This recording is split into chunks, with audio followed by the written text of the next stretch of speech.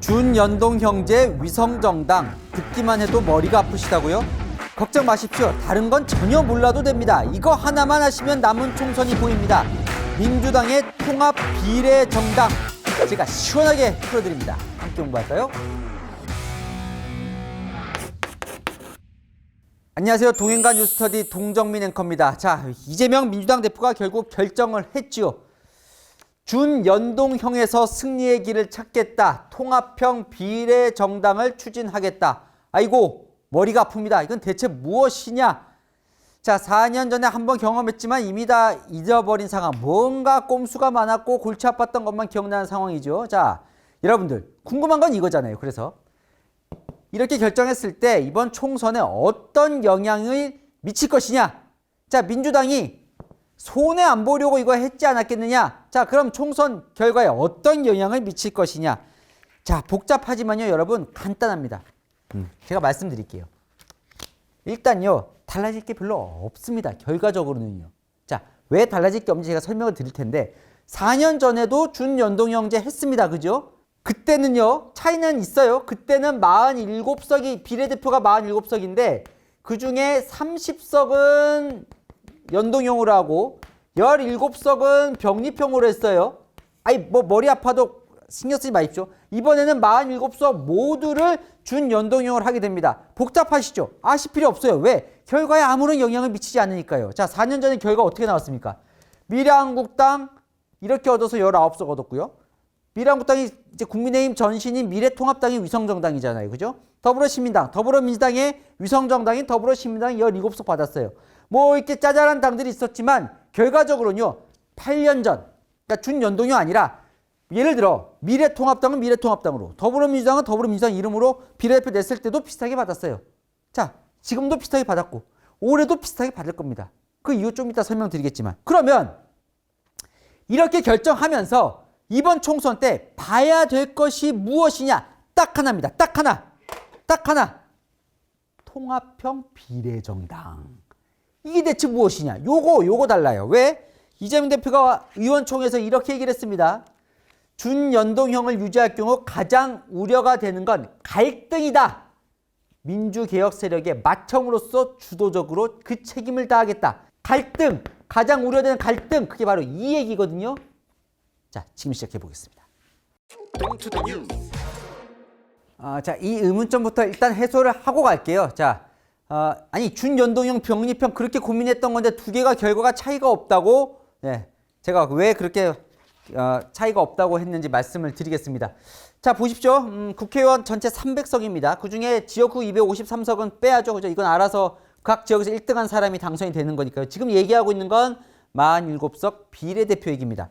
자, 병립형은요. 이제 여러분 대충 아시죠? 병립형은 뭐냐면 비례 47석을 갖고 그냥 각 정당들이 출마를 하면, 그러니까 두 개의 투표 찍잖아요. 하나는 그 지역 후보, 그죠? 국회의원 후보. 하나는 정당.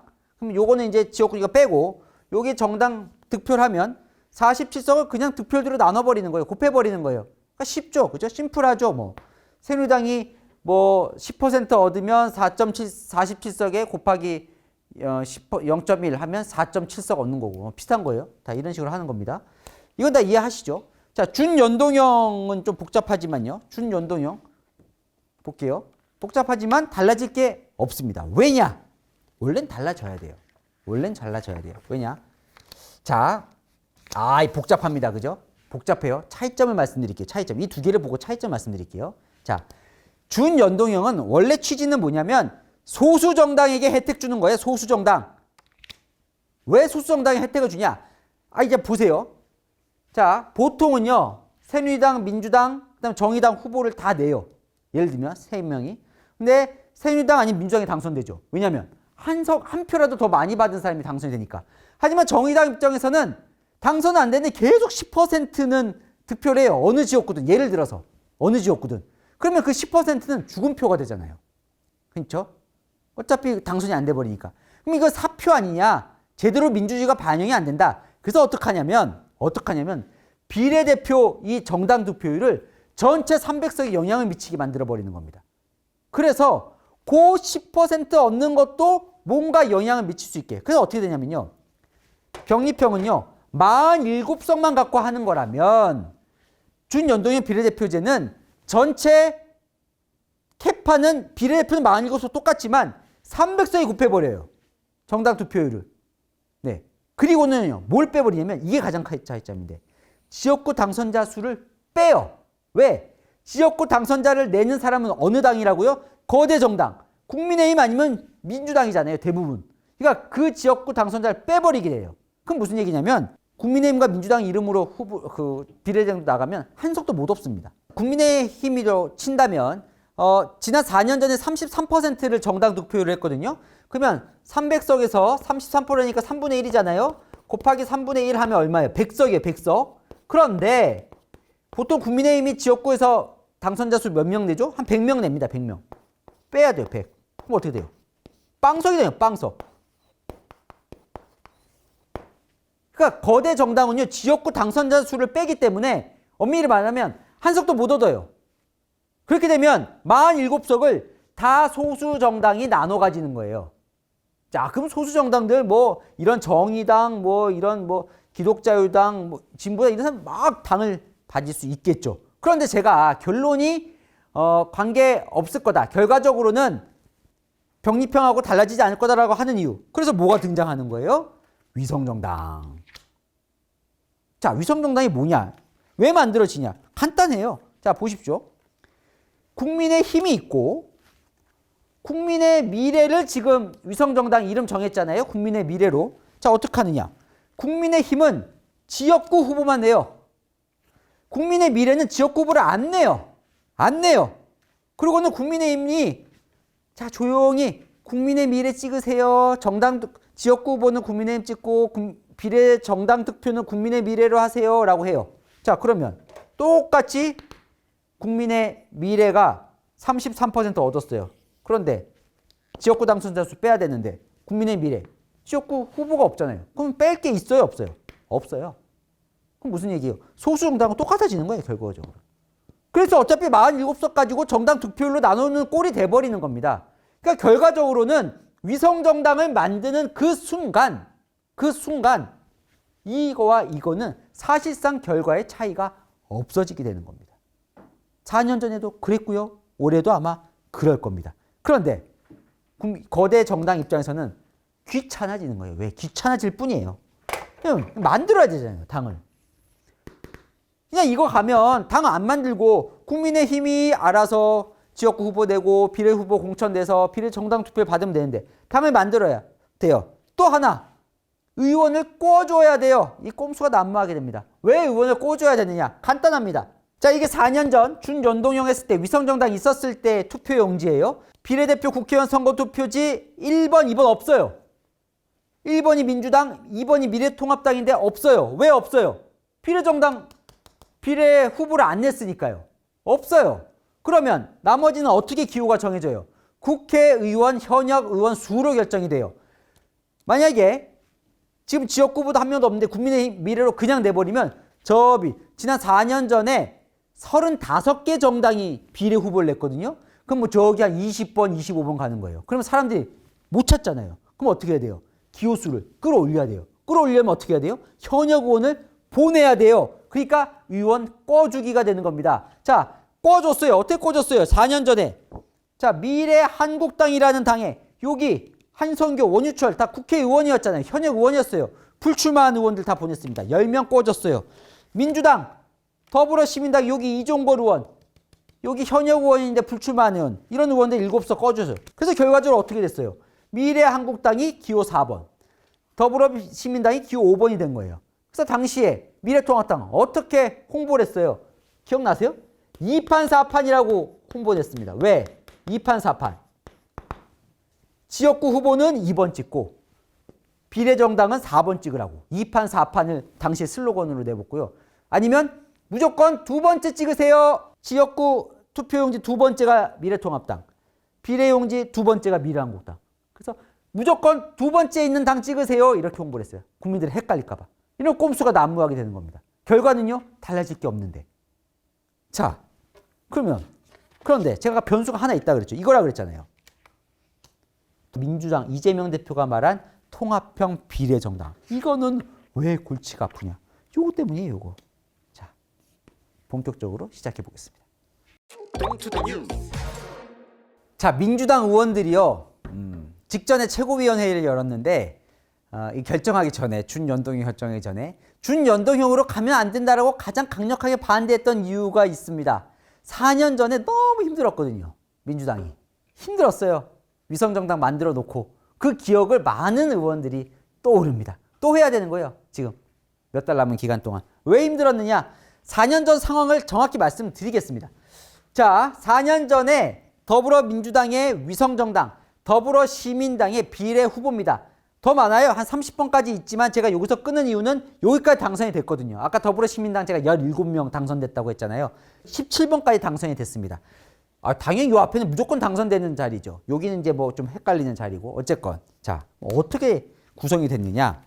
1번 신현영 의사 출신, 2번 김경만 중소기업, 3번 권인숙 쫙 있고, 자 5번 용해인 받았어요. 용해인. 자, 이 더불어시민당이 같이 한 게 기본소득당이거든요. 6번 조정훈 여기 국민의힘 와 있죠. 시대전환 같이 했어요. 더불어시민당으로. 자, 그리고 윤미향, 정필모, 양이원영, 유정주. 요까지는요. 누가 공천했냐면 시민사회 몫으로 공천이 된 겁니다. 민주당이 공천한 거 아니에요. 자, 민주당에서 가장 앞번호 수는 11번이에요. 민주당 총선 영입 1호 최혜영 의원. 최혜영, 그다음에 군사전문가 김병주, 여기 이수진, 여기는 그 판사 이수진 아니고요. 거긴 동작이고, 여기는 이제 다른 비례대표 이수진, 김대중 대통령 아들 김홍걸 이렇게 받은 여기가 민주당의 몫이에요. 치열했습니다. 그러니까 앞번호는 시민사회 주고 뒷번호를 민주당이 받은 거예요. 민주당 입장에서는 좀 나눠 먹어서 좀 손해를 본 거죠. 자, 그러면 어떻게 됐었느냐 당시에. 더불어시민당 전에 요 위성정당 만드는 플랫폼 정당이 하나 있었습니다. 시민을 위하여 친문인사. 여기 광우병 전문가 우희종 교수, 그리고 건대 경제학과 최백은 교수, 친문들이죠. 자, 이들이었고, 처음에는요. 결과적으로는 더불어민주당, 기본소득당, 시대전환 정도가 같이 했지만 처음에는요. 민주당 외에 뭐 정의당, 미래당, 녹색당 다 협의를 했었어요. 여기 보면 가자평화당, 가자평화인권당, 가자환경당 이런 당들도 다 같이 이 더불어시민당 플랫폼에 함께 하려고 했어요. 그런데 여기 떨어져 나가고 여기 떨어져 나가고 여기 떨어져 나가고 여기 떨어져 나가면서 뭐라고 했어요? 사기친 여당 민주당이에요. 당시에. 아베보다 나쁘다. 일본 총리 있죠. 아베 총리 당시에. 정권 퇴진운동에 앞장서겠다. 앞으로 민주당이 강제징용에 대해 말한다면 입을 찢어버리겠다. 험악하죠. 가자환경당 떨어져 나오면서 참 우수한 후보를 우리가 많이 했는데 황당하다. 소수정당 후보 위한다는 게 국민과의 약속이었는데 빠지니까 너무 당혹스럽다. 왜? 공천 안 주니까요. 같이 당을 하면 공천권을 비례대표의 앞번호에 줘야 되는데 안 주거나 저 뒷번호 도저히 당선이 안 될 후순위의 공천을 주니까 막 반발해서 떨어져 나가는 거예요. 네. 근데 민주당 입장에서는 이러면 우리가 제일 큰 당인데 다 나눠주고 민주당은 공천 안 하면 그럼 민주당 뭐야? 남는 장사가 없잖아요. 그럼 민주당 지지층은 또 가만히 있겠습니까? 이 싸움을 이제 또 시작해야 되는 거예요. 그러다 보니까 뭐예요? 출석 검증 논란이 벌어지죠. 왜? 이런 소수 정당은 아무래도 검증할 수 있는 역량이 떨어지잖아요. 그리고 이들 소수 정당에 막 대표들이 들어가다 보니까 검증에서 자꾸 문제가 생기는 거예요. 자, 또 있어요. 문제는 또 왜요? 4년 전 여기와 전혀 무관한 당이 하나 탄생했습니다. 열린민주당. 기억나십니까? 누구 손잡았어요? 손혜원 전 의원 그리고 정봉주 전 의원 둘이 손잡고 만들었어요. 열린민주당. 이게 윤호중 당시 민주당 사무총장이요. 만들지 마라. 대단히 부적절한 창당이고 공천 절차다. 우리 당에 대한 도전이다. 왜요? 표를 나눠 가지니까요. 더불어민주당, 민주당 지지층이 시민당으로 다 찍어야 되는데 민주당에서 특히 친문 쪽에서 민주당 힘이 없어. 강성, 열린민주당 찍으니까. 그럼 시민당 표가 줄잖아요. 찍지 마라. 창당하지 마라. 후보 내지 마라. 냈어요. 그래서 어떻게 됐어요? 3명 당선시켰습니다. 누구? 김진애, 최강우, 강민정. 그러다가 김진애 의원이 다른 거 출마하면서 누가 됐어요? 김의겸. 김의겸 의원님 이어받았어요. 열린민주당 출신이에요. 그리고 나중에 어떻게 됐어요? 민주당과 합당했죠. 다 민주당 소속의 지금 비례대표 의원이 돼 있죠. 자, 이걸 또 해야 되는 겁니다. 자, 근데요. 그럼 지금은 어떤 일이 벌어질까요? 자, 앞으로 남은 기간 이 이재명 대표가 하기로 한 통합 비례정당, 이재명 대표는 준위성정당이라는 표현을 썼는데 그냥 위성정당, 위성정당인데 골치 아픈 위성정당, 무슨 일이 벌어질까요? 자, 이 통합 비례정당이 같이 하려는 후보군들이 있습니다. 자, 일단 민주당, 마청이라 그랬죠? 이재명 대표가. 자, 정의당 있습니다. 정의당이에요. 이거 녹색당하고 합치면서 이름이 녹색정의당이 되면서 이거 무슨 당이야? 하던데 정의당입니다. 심상정 전 대표 있는 그 정의당. 그 다음에 진보당. 진보당은 누가 있냐면 그 강성희 의원, 얼마 전에 대통령에게 얘기했다가 끌려나갔던 그 강성희 의원 있는 진보당 한석 있죠. 전북에서. 그 다음에 기본소득당, 용해인 의원이 있는 기본소득당, 또 무슨 사회민주당 이런 당도 있어요. 자, 여기는 지금 새 진보연합이라는 연합체를 하나 만들어서 시작을 했습니다. 이게 뭐냐면 이제 같이 통합 비례정당을 논의할 뭔가 회의체를 먼저 시작을 한 거예요. 자, 거기에 또 누가 있어요? 지금 조국 전 장관도 뭔가 만들었죠. 송영길 전 대표 옥중 출마 얘기까지 나오면서 뭐 이런 정치 검찰 해체당 이런 거 만들었죠. 여기 다 지금 후보군들입니다. 왜냐하면 지금 민주당도 여기 뺀다고는 명시적으로 얘기를 하지 않고 있어요. 그 이유도 말씀을 드릴게요. 자, 거기에 지금 민주당은요, 박홍근 전 원내대표, 이분이 이제 시민사회단체랑 인연이 많더라고요. 그래서 박홍근 원내대표를 단장으로 해서 함께 논의하는 회의체, 협의체를 꾸렸습니다. 꾸려요. 이제 시작한 거예요. 같이 협의를. 자, 뭘 협의해야 될까요? 뭘 협의할까요? 아까 그 비례대표 순번 협의를 해야죠. 자, 벌써부터 요구가 시작됐습니다. 자, 기본소득당, 처음에는 민주당은 후순위를 받아라라고 얘기했더니 이 새진보연합이 뭐라고 얘기를 하냐면 조건을 걸었어요. 재밌습니다. 1번. 지역구도 같이 논의하자. 요거는 요 녹색정의당도 비슷한 얘기를 하는데 이 무슨 얘기냐면 지역구를 민주당은 뭐예요? 253개, 253개 지역구를 후보를 다 내잖아요. 그러지 말고 우리가 당선될 지역구는 민주당 후보를 내지 마라. 예를 들어 진보당은 강성희 의원 한석 있잖아요. 여기에는 민주당 후보 내지 마라. 우린 연합이니까. 정의당, 녹색정의당, 예전에 노회찬 전 의원이 당선됐던 창원, 경남 창원, 노동자 많은 그런 데는 민주당은 후보를 내지 마라. 대신에 민주당이 될 만한 곳에는 우리도 후보 안 낼게 라고 요구하는 거예요. 두 번째, 비례대표는요, 지그재그로 하자. 무슨 말이에요? 1번 민주당, 2번 비민주당, 나머지 소수정당. 3번 민주당, 4번 소수정당. 아, 참 발상이 창의적이죠? 네. 그게 과연 어떻게 그런 생각을 할 수 있을까요? 그죠? 이게 저는 그런 생각이 들었습니다.